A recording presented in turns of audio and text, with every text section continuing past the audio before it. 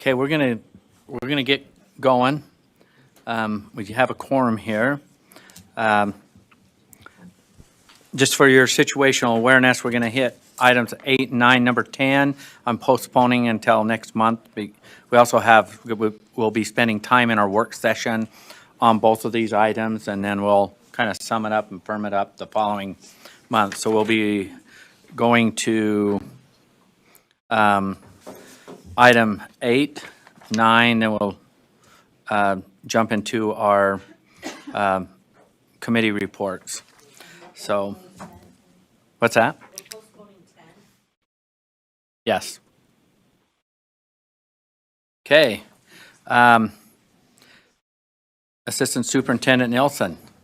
Thank you, Want Chair. to introduce this item here? It's an actual item. Yeah, I'd love to. My name is Darren Nielsen. I'm the Assistant Superintendent of Student Learning for the State Board of Education. We're happy to be here today with you. At a previous item this morning, we talked about a process, and there was reference to how long it takes to review and consider and adopt standards. What we're talking today is the very end of that journey. In June of 2019, this board adopted new elementary and high school science standards, and we administered assessments based on those new standards this year for the first time. And when that happens, we go through what we call a standard setting process. I realize that can be confusing sometimes when we use the term standards in two different ways. You can also consider it in the same context of we identify cut scores, and introduce two of my colleagues that if you haven't had the pleasure of meeting, I'm happy to introduce them. Sydney Carter, who is our Coordinator of Assessment Development, and Scott Ross Kelly, who is our Secondary Science Specialist, and they're here to talk to us about the process that was completed and to answer any questions that you have. Thank you, Darren, and we appreciate spending time with you this afternoon and sharing with you what the educators across our state have determined for our science standards and our science assessment this past summer. So we're going to walk through a couple of steps of what's been done, because we had, Darren mentioned the process that the elementary and high school standards were approved in 2019. The middle school standards for science were approved back in the 15-16 school year, and we first assessed middle school standards, the new middle school science standards, in the spring of 2018. So this past year, we also assessed our new elementary and high school standards, and then we also held a meeting called a vertical articulation, where we took the recommendations from our elementary educators, the recommendations from our middle school educators from 2018, as well as the recommendations from our high school educators from this past year, and put them all together and had a group of educators come in and verify the standard setting work that was done by the educators previously. So Scott's going to talk about the process that happened for each of these two different assessments, and then I'll discuss the cut scores or the recommendations from the committee, and then at the end we'll ask you to approve or give feedback on the recommendations from the educators that have attended these meetings this summer. Thanks, Sid. The rules that we follow for the standard setting are come under R277-404 and the legislative law, the 53E-4-303, to make sure that we have our assessment that's aligned to our standards. For example, for the RISE assessment, we're also required to have a computer adaptive test. In our assessment, if you've ever seen the practice test or been in the classroom administering it, you'll notice that we have what's called a cluster-based assessment, and that's because our new science standards are three-dimensional, and using a cluster design for the assessment item allows us to assess all three dimensions while covering just one topic or one standard at a time, so we can focus on those three dimensions in that specific standard that the cluster might cover. Those seat standards have been assessed since 2018, except for the one glitch we've had recently, thanks to our COVID situation. And in that process, we use something called an ordered scoring assertion standard setting. And that has to do with the fact that we do have a cluster-based test. It's actually scored based on something called scoring assertions. And those assertions are things we are expecting the student to demonstrate as they work through the assessment. What are they doing as they do the science in the assessment? And it gives them either a point or not a point for that thing. And so they then take that cluster and when we get together in the groups, and they order those based on the ones that were easiest for the students to the ones that were more difficult, and then ask the teachers did you give us an evaluation based on that information as they go through this process? So these are the cut scores that were recommended by the educators that participated in the RISE 4th and 5th grade science standard setting. The cut scores don't mean a whole lot. These are the scale scores. What will be important, I think, to note is our impact data from this past spring. So with the cuts recommended by the educators, you can see each of the proficiency levels and with the cuts that they set, where students from this past spring would fall within those proficiency levels. And this is just a visual of that. So you can see within grade 4 is the orange, grade 5 is the blue color, and the percentages of each category of students that are performing within each proficiency level.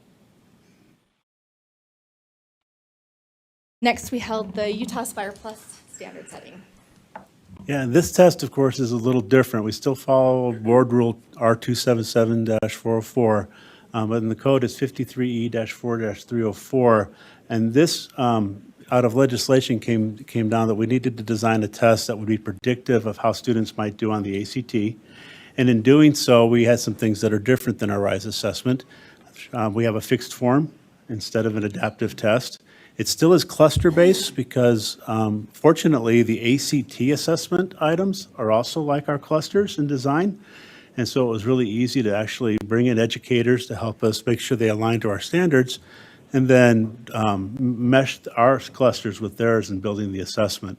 It's a timed test because the ACT is a timed test. And so those differences also had us have to use a different style standard setting. And so based on information from our psychometricians with Pearson and with our technical advisory committee, we use what's known as the extended modified yes or no Angoff standard setting. It takes a little bit more time, but we get really good information back from the teachers on how those cut scores should be set. Thanks, Scott. So you can see here the cut scores that committee recommended. As Scott mentioned, there was a little bit of a difference with this test with keeping in mind that part of the purpose for this assessment is to have a predictive ACT score. So part of what the committee was looking at was the prediction ranges for if a student had these cut scores, anything that would be proficient or highly proficient, would that still be within our bands of what would be a predictive proficient score on the ACT? So those educators also had that information as they were making their decisions about cuts and where those cuts for each of the proficiency levels should be. So you can see within 9th grade, that proficient cut of 211 and 210 in 10th grade are within the predictive band on ACT to be predicted to be proficient or college and career ready on the science ACT assessment. With that said, you can see here our percentages, the impact data of how those cut scores played out within each of those 4 proficiency levels for science. You can also see that we also combined that with STEM, which is an average of the math and science together. So that is something that's also reported like it is for the ACT. So we report that on our Utah Spire Plus student reports as well. So you can see the percent of students this past spring that were falling within each of those proficiency levels. And that's a visual of those impact data. And then finally, we held that science vertical articulation meeting where we had educators from both elementary, middle, and high school, as well as university. We had assessment directors that participated in looking at not just the cut scores, but also the policy impacts of the recommendations from these educator committees. So this was just, here's the information we gave them. We showed them the 4th grade and 5th grade information. We also showed them the information from grades 6, 7, and 8, and then brought in the information from high school this time. And we let them know that it would be possible for them to make recommendations on grades 4 and 5 and on in the high school grades 9 and 10. But since 6, 7, and 8 have been tested so far in the past, making changes to those now would be not good for kids, I guess you could say. It would not be a smart thing to do. They did a holistic review of all the different cut scores. They were informed of there are possible wiggles that they can make or changes they can make, and they can make if they wanted to make those recommendations. And we had them do a series of rounds of voting essentially to say whether or not they thought changes should be made anywhere on these cut scores. And in the end, the general consensus was our educators came in with a valid process. They worked hard. They gave us back solid information that fits well within the statistics.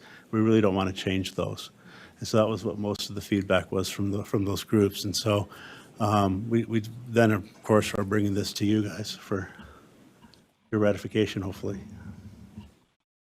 So these are the those cut scores for each of the grade levels. You can see we've grayed out the 6th, 7th, and 8th because those were approved back in 2018. But the 4th and 5th and 9th and 10th grade cut scores here, and then we also have the impact data from all of the grades shown here for science from this past spring. Oh, any questions? Questions from board members? Member Moss? One quick question. You may have hit this already, but just how, when you review and maybe adjust standards and cut scores, how do you do the comparison with prior years? I know there are data folks know how to do this. I'm just curious how we do it as we are kind of looking at, for example, the standards I think are intended to help improve performance, right? And so how do you measure that? How do you track the effect when you're, you know what I'm saying? That's partly a data question and partly just kind of what you're seeing as it moves forward and as those standards have been put out into curriculum. Sydney or Scott? Somebody wants to speak, I can tell. Yeah, I'd love to respond to that. So part of what happens within both of the two standard setting types, like Scott mentioned, both the ordered item booklet and the yes/no Angoff method, is really relying on actual student performance on those questions. So we try not to introduce impact data of like what you're seeing now until after the educators make their decisions of what would I expect a student to do on this question who was approaching proficient or highly proficient. How would I expect them to respond or to answer? Or in the ordered item booklet, how would I expect a student that was below proficient to respond, and where would be that level between below proficient and approaching proficient? And then we introduce impact data and we show them, okay, if the cuts are where you've suggested, this is what it would look like. And we go through a couple of rounds of that with the teachers to say, okay, now that you know the impact data, does that affect your decision? We also show them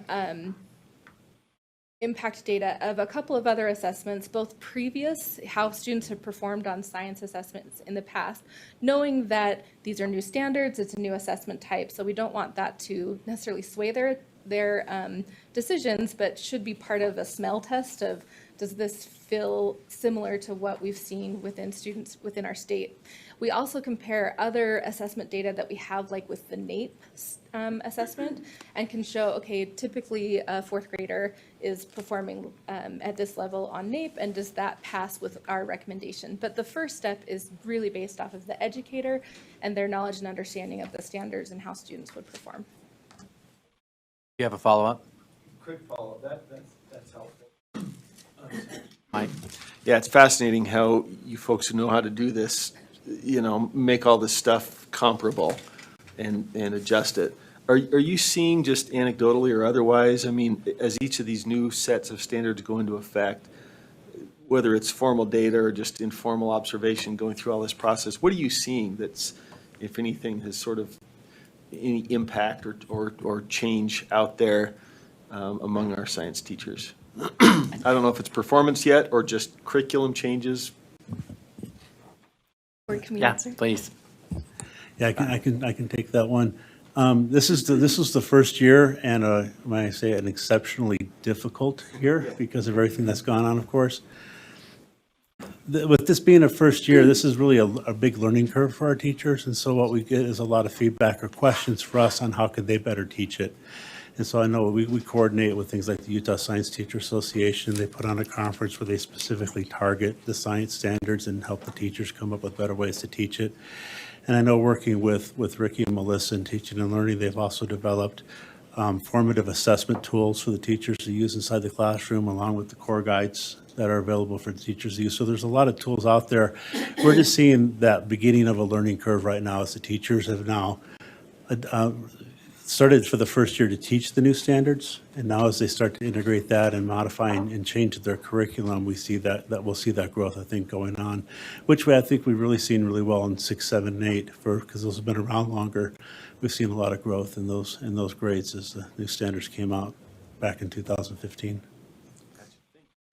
Okay. Member Hanson? Thank you. And part of my question was answered, thanks to Jim. It sounds like you do look a reason for that the cut scores would be like that. Or can I Yes, address please. that? Yeah, so you bring up a really important distinction. So it's a little bit, I don't want to say misleading, but when we have all of the science lined up, knowing that we have a different assessment, the RISE assessment through grade 8, and then Utah Spire Plus starting in 9th and 10th grade. And the legislative intent behind the two different assessments, there's some different requirements, particularly with predictive ACT score. So looking at what we've done with Utah Spire Plus. So when we see all of science lined up, it doesn't necessarily there looks like to be a jump between 8th and 9th grade. If we look at the 9th and 10th grade of science compared to 9th and 10th grade of the other Utah Spire Plus content, which is reading, English, and math, it looks much more similar with the cut scores. I can pull those up if you're interested. But thinking through the purpose of the assessment and those predictive ACT scores being important in with that assessment is part of why it doesn't look the same, especially from 8th to 9th grade. Can I Yeah, follow up? up, yes. So we don't feel like there's some kind of a learning issue or something where the concepts are easier to grasp or more kids are getting them up through 8th grade and then 9th and 10th, the content's so challenging they're not understanding it. We feel like it's that ACT influence that's causing. Can I Yes. answer that question? I think that it's more of the design of the assessment and looking at, it's still aligned to the standards, but a different purpose for the assessment and the design of the assessment compared to the RISE assessment. And I'm not sure if Darren or Scott have other things they want to add to that. Sure, I can maybe add to that just a little bit. You know, as Scott and Sid talked earlier about the process that the Utah Spire Plus standard setting committee of teachers went through, one data set that they looked at to compare was the college and career readiness benchmark for science in the ACT, which I think is 23, 24? 23. And so there was a lot of thought and consideration given. We don't want to provide a score to a student on our Utah Spire Plus predictive ACT test that falls below that range. So if we're going to tell a student based on the outcome of their assessment in science, Utah Spire Plus, that they are on track to be college and career ready for the science assessment on the ACT that they'll take in the 11th grade. And they had to make sure that as they adjusted the cut score, that scale score is where they play a little bit when they get done with their round 1, round 2, round 3 of reviewing the outcome or impact data, to make sure that that doesn't drop to a level that we can't with confidence be able to tell the student that when we say you're college and career ready on your ACT Aspire, Utah Aspire Plus science assessment, that you in fact are on track and should expect to receive a college and career readiness threshold on science. Makes it a little more complicated because the ACT college career readiness benchmarks vary depending on the content area. So math has a different score than for ACT than science and language arts and so forth. So, but they did, and listening to their deliberations, this was a lot of conversation around your exact point of especially those highly proficient, that number, and whether that was being honest with students with where they determined to put that cut score. Thank you. Just one more quick one. Okay. So I understand then the definition, maybe our definition of highly proficient changes between 7th or 8th and then 9th and 10th because we've added that component of the ACT. Is that another way of saying that? I would say, yes, the definition of highly proficient on this assessment would possibly be different versus highly proficient on the RISE assessment. Okay, and then just, do we have a chance to look at this in the future? Do these cut scores ever get refined or redone? Want me to answer that? Okay, yes. Yeah, so when we have new standards that are approved, then we go through with aligning any of our items to the new standards. And we also go through with a new blueprint and a new assessment. And at that point, we go through another standard setting. So we adjust the cut scores when we have new standards, and we adjust the blueprints of the assessment. We also do something every so often after standard setting, typically a year or two after, to check to make sure that those cuts are where we would expect them to be. We often do those meetings. It's more funding and more time, but it's a good check to see if what we're anticipating or what we expected from the decisions that were made are still holding up. So we do those vertical linking studies every so often after the standard setting year. But as far as another full-blown standard setting, that wouldn't happen until we have new standards that we're assessing. Thank you. Okay, Member Cannon? So as I understand it, the 6 to 8 seed standards were done first, and they've been assessed since 2018, so a couple of years maybe of assessment for those. I remember Ricky Scott telling me that when they put in new, more rigorous standards, that typically students' scores on the assessment will be a little lower, and then as the students adapt and learn better, they'll go up. Have you found that to be true on these 6 to 8 seed standards? You know, in this past year with things happening with COVID and different instruction, I don't want to say instruction, but differences in the classroom, we have looked at historical from 18, 19, and then now in 21. We've seen consistency with proficiency for 6th and 7th grade. 8th grade actually this year was the same as it has been. We had 49% proficient in 18, 19, and then again in 21. We've stayed with 49% proficient. So we haven't seen a large increase, but I think Scott can talk more to the teachers becoming more familiar with the SEED standards and different teaching. I think eventually as that continues to become a part of the instruction, then we would see that in the results from students. So we've now got rigorous standards 6 to 8 that have been used, and now we have tested for the first time the 4, 5, and 9, 10 standards.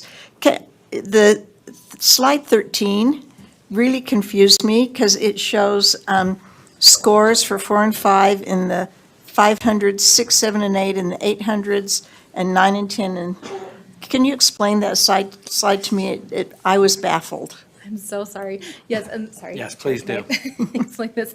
So those are the scale score, which is how a scale score is, how we have comparison across the assessment for that grade level. And each grade level, so 4th and 5th grade, have a different scale than middle school. The middle school scales are different. And so this score gives a comparison.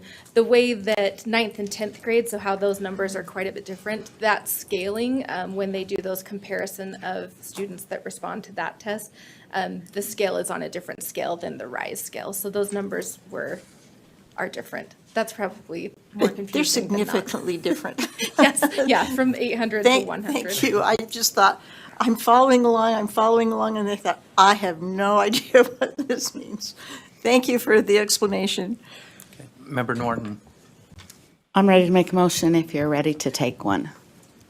I'm not seeing any further discussion from anyone, so I'll take a motion. Okay.